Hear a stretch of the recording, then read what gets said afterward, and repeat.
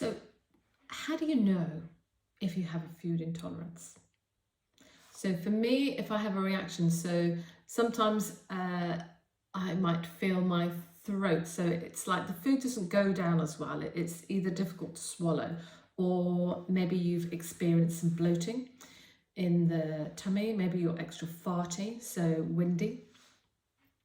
Maybe the throat, it gets kind of sore or irritable. Maybe you experience something in your sinuses. Do you get kind of like pains kind of in thumbs, this area? So this is very much connected with imbalance in that biochemistry, blood sugar levels. And what I find really interesting is that when you talk about blood sugars, people often think about, oh, well, that's really only like if I eat sweet things, and it's the answer to that would be no.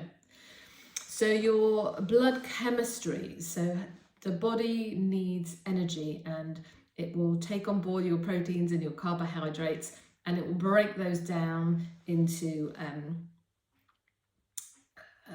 smaller elements to be able to use them on a variety of different bodily functions. And one of the things with regards to that is that if you've then got any sensitivities to any food, it changes the blood chemistry. Oh, light's having a flicker there. And if you're having something the body is intolerant to, the body doesn't just go, oh yeah, that's not very nice to deal with. It's like it has a reaction. So that's fight or flight. It is like a little chemical trauma. Oh my God, not that thing again. Think about when you've been into an environment and you're like, oh, that doesn't feel nice, or I kind of want to move away, whether it's too crowded environment or it's too noisy. It's like you can only take so much of it. The same thing is like the nervous system has a reaction to that. And when our nervous system has a stress response, and that's that kind of like the body goes into a stress response and it puts more cortisol and adrenaline. So it's like the heart rate increases and the blood pressure, and the body's like, oh my God, we've got to escape or get away from this. You're just eating it, so you can't really escape or get away from something that you've eaten, unless you end up vomiting or throwing up. So the body's trying to expel that thing that isn't right, isn't nice for it. That's quite an extreme reaction.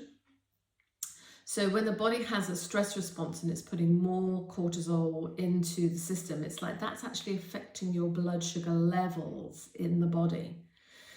So the body is kind of making more energy, and then that you have this roller coaster result that happens with regards to your blood sugar levels, insulin, that's the word I was looking for, insulin, and cortisol. So that is where the imbalance. So it's rather than just foods, then actually things that you put onto your body, environments that you are in, so can have a chemical influence. So think of it as the blood sugar chemical balance, and how that operates and is able to kind of like flows around the body, and whether it is allowing you to feel more vital and energized, or whether it is like, oh, everything feels kind of sluggish and heavy and depleted. So when we're talking about blood sugar levels, it is to really look at what do we need to do so that actually when we've got those blood sugars, so particularly diabetes, depending on if you people that know about it who suffer it, whichever version of diabetes, it's like the amount of insulin in the background to kind of keep you going and energized throughout the day, and then you would just have some more food to kind of top up when we need to. Dieting, yo-yo dieting, so that can have effects.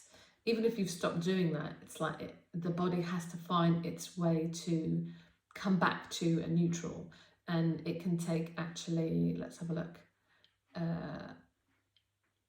up to 8 weeks for the body to kind of clear out and recover from having a food that it is intolerant to.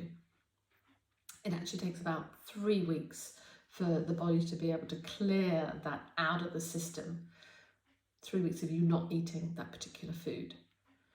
And after you've not eaten that food for that quantity of time, then the body just has to go into the let me repair, and your body can only repair and kind of start to regroup and bring itself back to that neutral place if it has the correct nutrients. And proteins are very key, because whilst we can make a lot of our proteins, there are actually about 9 essential acids, protein building blocks that our body can't make. And actually meat is one of the sources. Eggs is also a good source. But actually things like your beef or your chicken or your eggs, those are the higher sources of protein to be able to get those essential amino acids to be able to help the body grow and repair. So things like hair growth, skin repair, wound healing, and just the ability of the brain to be able to have that electrical response, to be able to process information. So there are key things about our everyday activities that we need to be able to do, think clearly, find those connections, remember things. That actually if your body's not getting the nutrients, or it's not able to uptake those nutrients for whatever reason, that can have quite an impact on your health.